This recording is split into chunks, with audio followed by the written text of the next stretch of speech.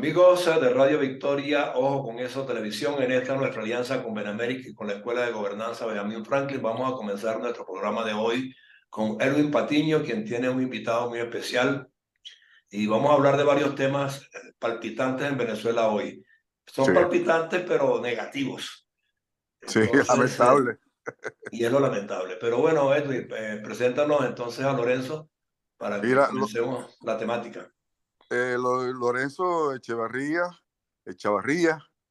es un gran amigo, fue alumno en la escuela de posgrado de mi hermano Pedro Patiño, también alumno de Vladimiro Mujica, Me estaba eh, diciendo. sí, en la escuela de química, es profesor, estuvo 15 años como profesor trabajó en el IBIC también, de investigación, y 15 años como profesor de la Universidad Simón Bolívar. Excelente. Sí. Entonces, bueno, bienvenido, Lorenzo. Comenzó jovencito Lorenzo en la Simón Bolívar, por lo que veo. Sí, Sí, señor. Bueno, sí, muy buenos días. Muchas gracias por invitarme a conversar con ustedes. De verdad, muy agradable hablar con Erwin y conocer a nuestro amigo José Antonio. Bueno, y usted dirá de qué vamos a conversar hoy. Bueno, me había propuesto inicialmente, Erwin, que íbamos a hablar un poquito de la situación político-económica de Venezuela, que de alguna manera, aún estando fuera, pues nos duele, nos preocupa y aspiramos que se resuelva.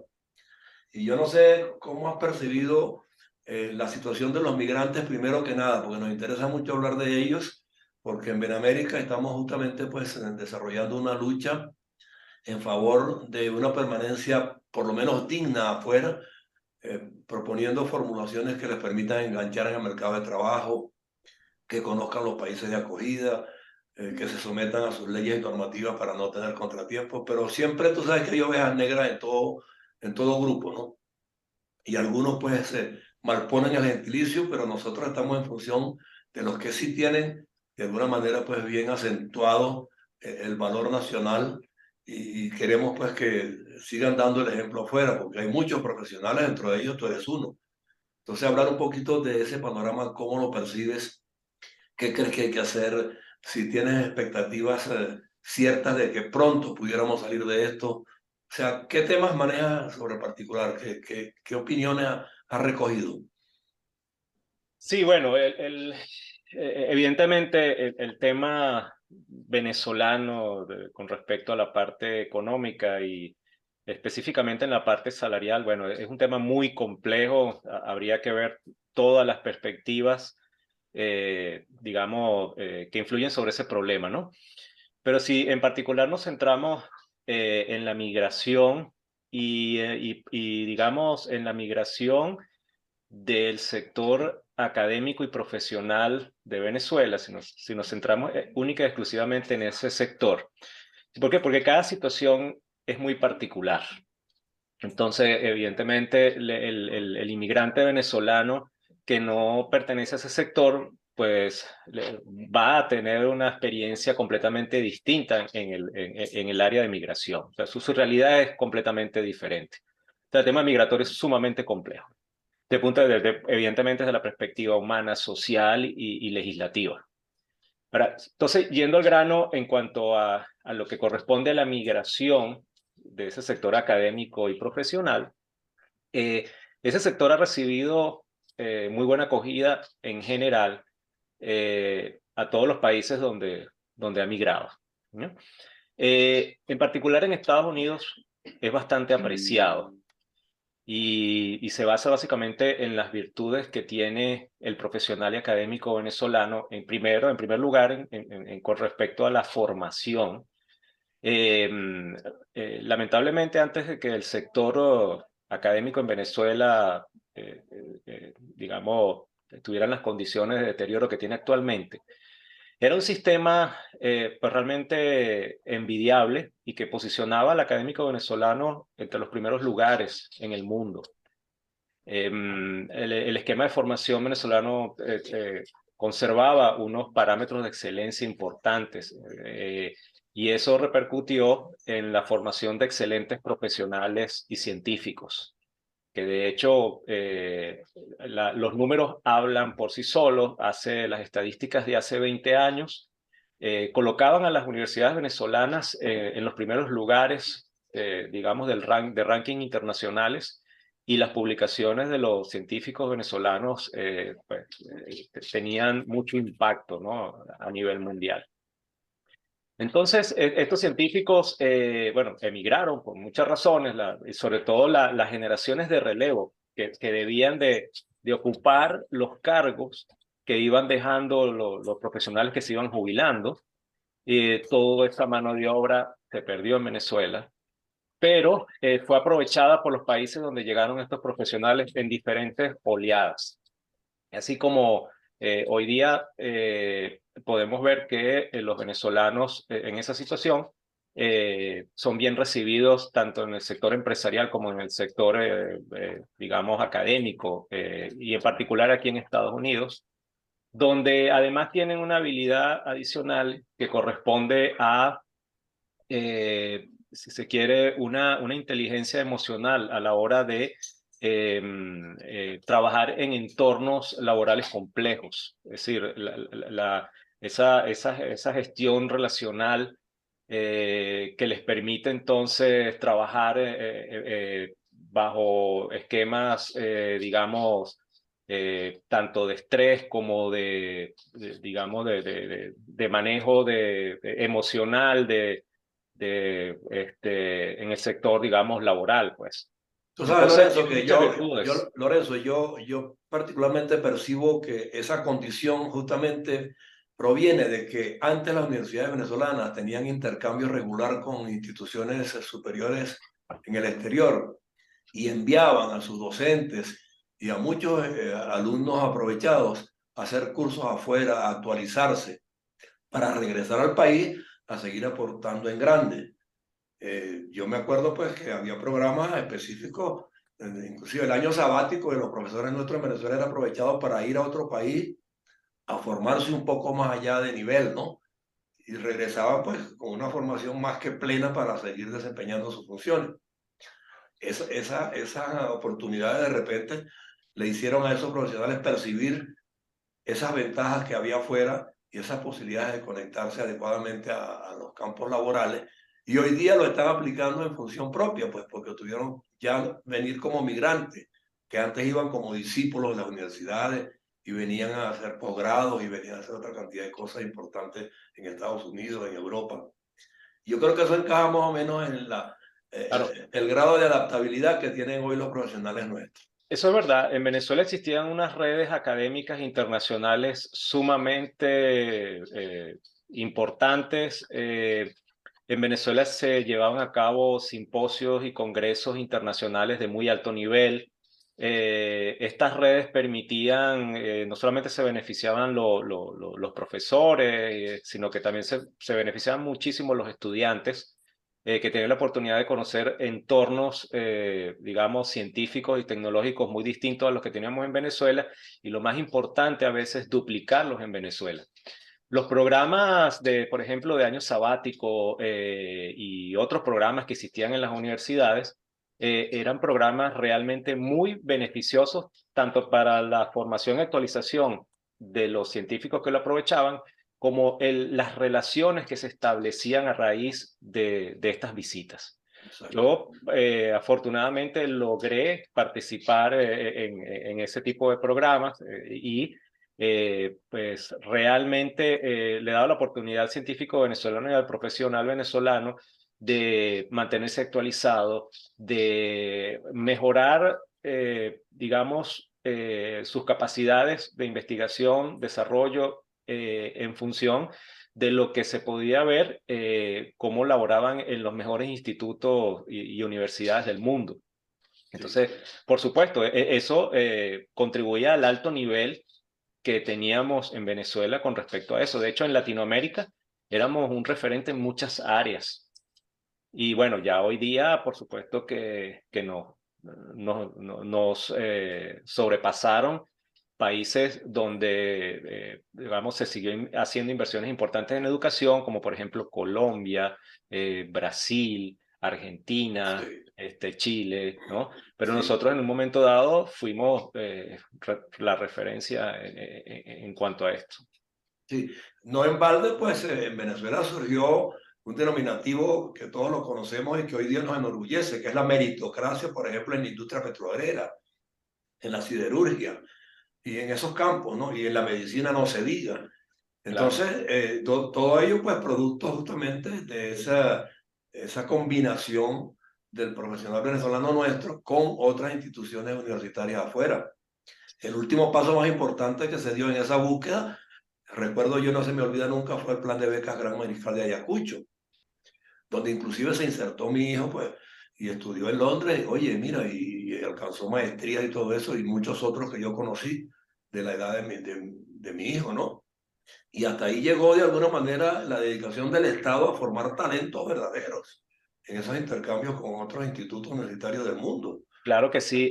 Allí, bueno, digamos, en épocas tempranas, el programa que tú mencionas fue muy importante, pero posteriormente también se hicieron muchos esfuerzos.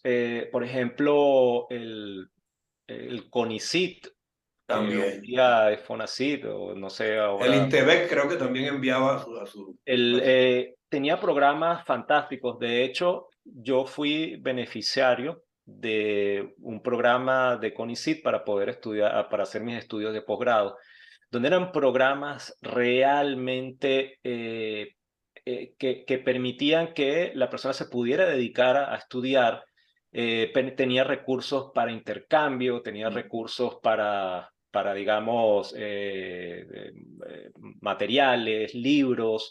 Realmente eran programas muy avanzados y que permitieron formar a una gran cantidad de profesionales que se incorporaron a la industria y a las universidades en el país. Exacto. Esos programas marcaron la diferencia en cuanto a otros países que carecían de eso y que de hecho tenían posgrados muy débiles.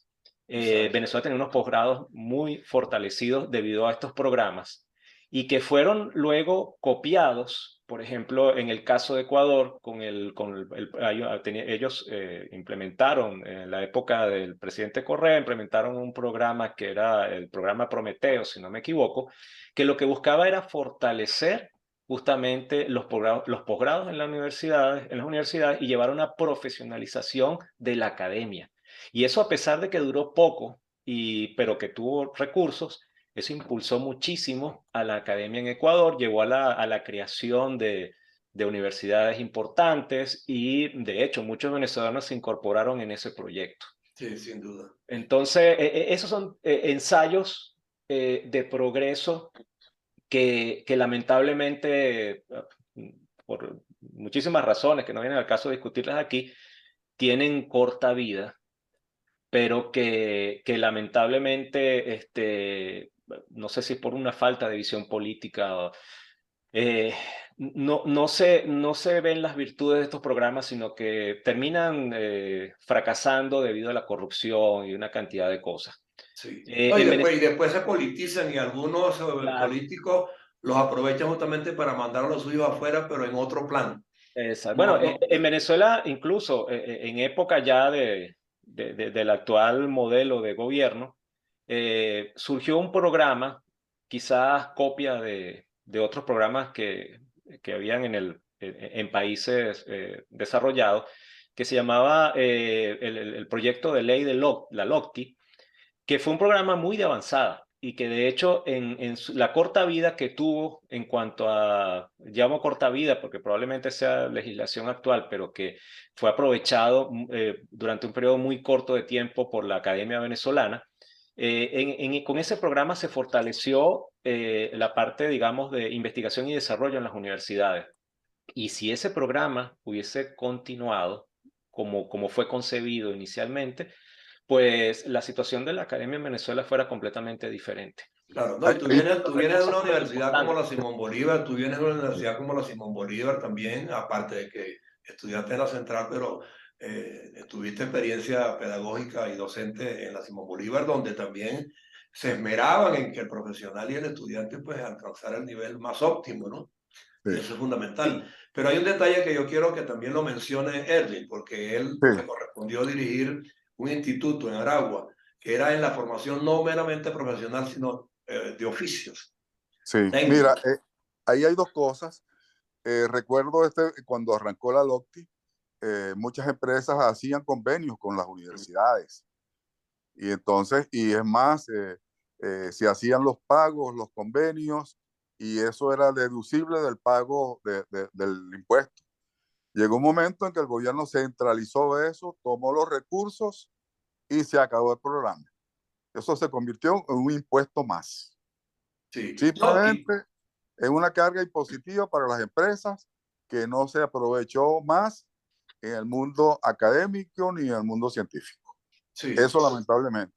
Yo adicionalmente lo que te comentaba José Antonio, yo no sé si te comenté en estos días que hemos estado conversando, que yo soy presidente de una fundación en Aragua.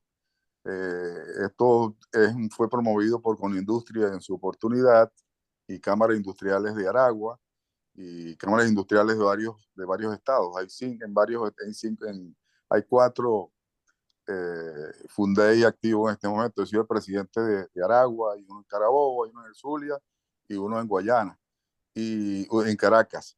Entonces, nosotros estamos ahorita inclusive contratando, becando muchachos para oficios en industria, hasta en carnicería, qué sé yo, con Plumro hicimos recientemente un convenio en Aragua y con Central del Palmar tenemos una cantidad de muchachos, como 20 muchachos haciendo con programas de becas salarios y con otras empresas.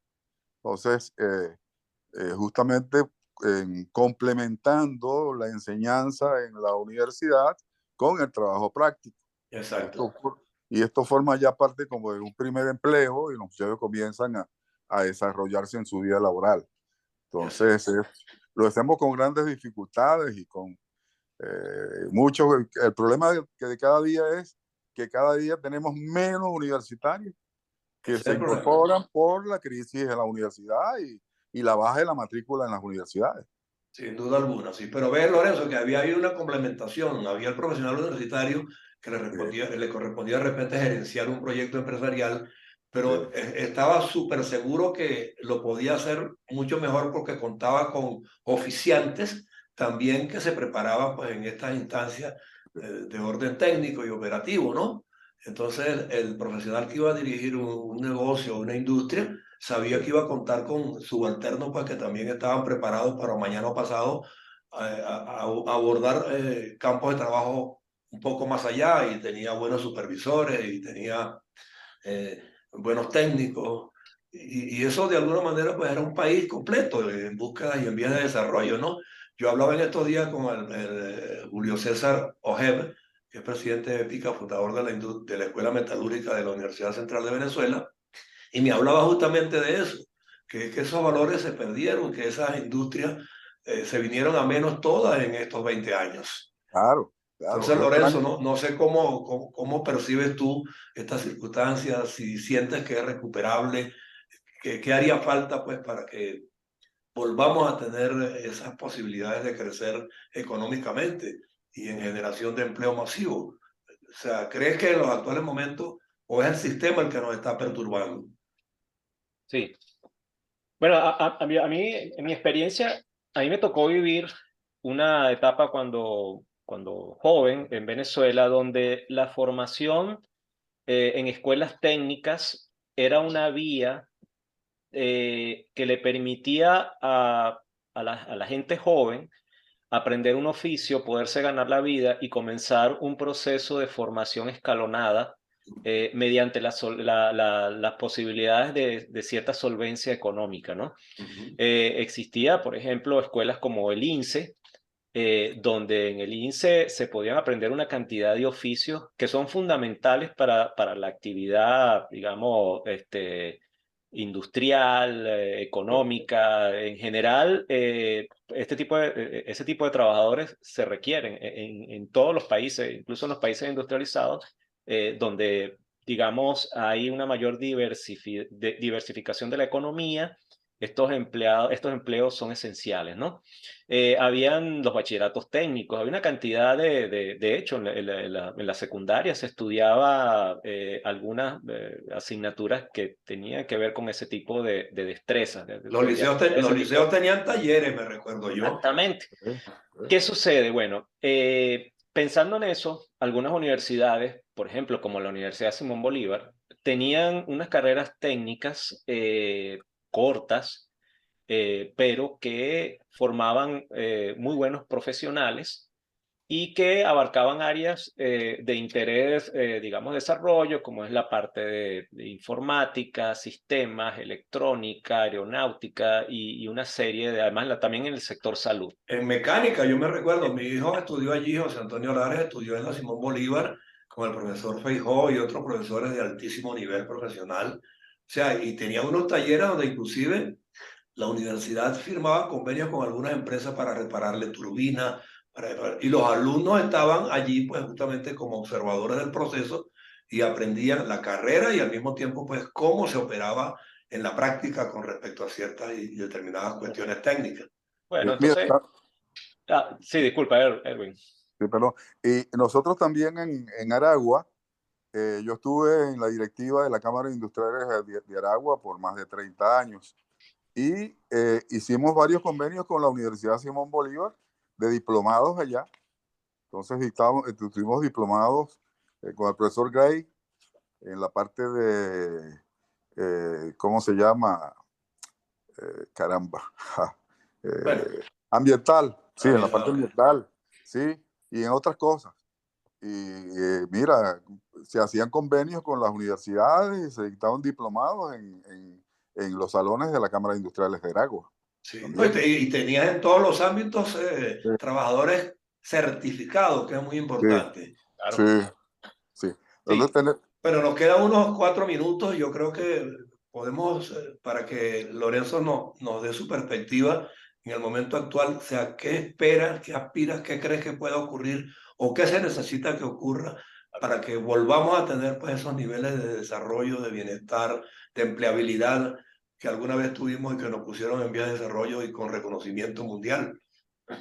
fíjate, yo tengo unas sugerencias muy puntuales que yo creo que son fundamentales en la parte académica y profesional para el venezolano, sobre todo para los jóvenes que en estos momentos se encuentran, digamos, en una situación realmente crítica con respecto a su perspectiva de formación y el problema económico y laboral.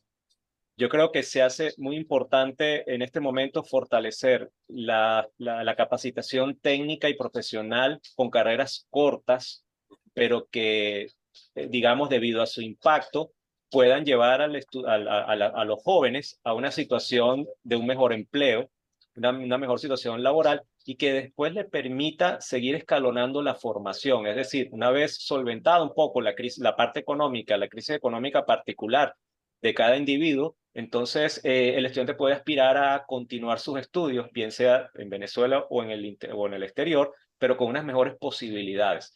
Es decir, el esquema de formación de carrera larga de 5 años de un estudiante que no tiene los recursos en las condiciones actuales es inviable. No es posible y además no genera un recurso que pueda ser asimilado por la situación económica actual en Venezuela. Entonces, los que se puedan formar bajo ese esquema básicamente van a ser consumidos como fuerza laboral inmigrante de Venezuela, es decir, lo van a consumir otros países. Entonces, para los venezolanos, el esquema educativo y de formación actual deben ser carreras cortas, técnicas en áreas importantes y neurálgicas que le permitan al estudiante laborar tanto en Venezuela como exportar su producto de trabajo, incluso viviendo en Venezuela y accediendo a plataformas digitales de trabajo, teletrabajo y todo ese tipo de cosas que hoy día, digamos, es natural. Sí, y para cerrar, nosotros tenemos hoy día una exigencia muchísimo mayor, tanto con los migrantes como los que quedaron afuera, y es que la generación de relevo nuestra, de alguna manera, no conoció esos factores de bienestar y progreso. Entonces tendríamos que empezar por enseñarles ciudadanía y gobernanza y ética por encima de todo, para que lleguen a ser ciudadanos pues que puedan recuperar ciertamente al país. Y en ese empeño, justamente en Benamérica y en la Escuela de Gobernanza Benjamin Franklin, estamos intentando diseñar una plataforma que sea exclusivamente con fines académicos y didácticos para dar formación en ese sentido, orientaciones, talleres. No van a ser talleres presenciales, o algunos pudiera ser que lo lleguen a hacer en un momento dado, pero vamos a comenzar aprovechando las redes para que ese mensaje cale, para que las nuevas generaciones se empapen dónde están los fundamentos básicos de un país que aspira a desarrollarse, y que Ya, sí, tiene que ser pues en esas dos líneas, ¿no?, de sí. actuación. Entonces estamos en eso, pues bueno, ojalá que en algún momento dado tú también te puedas incorporar. Yo te invito, ya que entramos en contacto, yo tengo tu número, pues para que estés con más frecuencia con nosotros y podamos aquí disertar sobre estos tópicos y entusiasmar a la gente y entusiasmar a otros sectores que nos acompañen, pues para tener entonces propuestas concretas desde el punto de vista de los PENSA y de las formulaciones temáticas para exponerlos aquí con más regularidad. Claro que sí, cuenta conmigo. Yo creo que puedo aportar con algunas ideas que tengo y algunas iniciativas que me gustaría llevar a cabo. Y por supuesto que estoy a la orden para Sí, ese tipo de trabajo fantástico. sí, en este empeño está con nosotros justamente Vladimiro Mujica, que fue profesor tuyo, tú lo conoces en la central. Bueno, él está empeñado en eso y estamos hablando en estos días justamente diseñando esta plataforma, a ver si la logramos construir y bueno, y empezar a darle con fuerza a esas materias, pues, porque creemos que hoy día son fundamentales, porque la generación nuestra se vino de Venezuela en grandes cantidades sin haber tenido acceso ni tiempo para prepararse medianamente en alguna profesión u oficio. Así, Déjame comentarte algo rápidamente y es que hay un músculo académico colocado fuera de Venezuela que no solamente estaría dispuesto a un proyecto como ese, sino que a veces individualmente lo hacen, se incorporan de manera gratuita al dictado de clases en de diferentes universidades, a tutorías de tesis, una cantidad de cosas, y allí hay un músculo muy importante que se puede aprovechar y canalizar en proyectos como ese. claro, ¿no? Y las redes nos permiten justamente tocar al ciudadano venezolano donde quiera que esté en simultáneo. Puede estar en Argentina, puede estar en Madrid, Exactamente. puede estar en Miami, puede estar en Chile, puede estar en Perú. Y en esta vía podemos encontrar, pues, conectarlos a todos, bien sea uno que sirva por lo menos de monitor y otro que sirva de corresponsal. Y bueno, y vamos creando la infraestructura, pues, que se requiere para que esto llegue a ser una universidad en las redes, pues. Esa es ¿Ok? tremenda iniciativa. Te felicito. Bueno, un abrazo, Edwin. Muchas Gracias gracias. por traernos a Lorenzo hoy. Lorenzo de Chavarría, profesor de la Universidad Simón Bolívar en Venezuela, y en la central también, pues, con ciertas especializaciones que van a ser importantes para este emprendimiento comunicacional que nosotros nos estamos proponiendo. Gracias por acompañarnos en el día de hoy. Gracias a ustedes. Un abrazo Muchas gracias, Lorenzo. y Un seguimos abrazo. en contacto. Seguro.